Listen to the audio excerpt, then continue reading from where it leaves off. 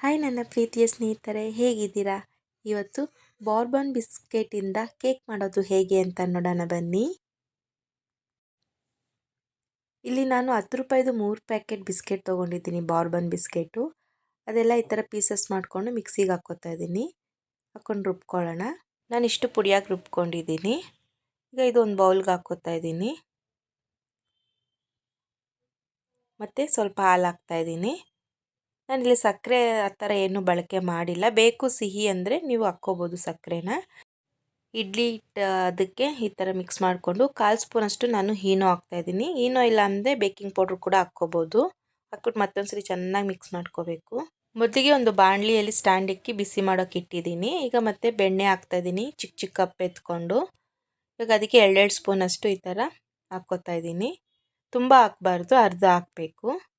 ಹಾಕ್ಬಿಟ್ಟು ಈಗ ಬಿಸಿ ಆದಮೇಲೆ ನಾನು ಈ ಥರ ಇಡ್ತಾ ಇದ್ದೀನಿ ಕಪ್ಗಳು. ಈಗ ಮುಚ್ಚಿಬಿಟ್ಟು ಒಂದು 20 ನಿಮಿಷ ಬೇಯಕ್ಕೆ ಬಿಡೋಣ.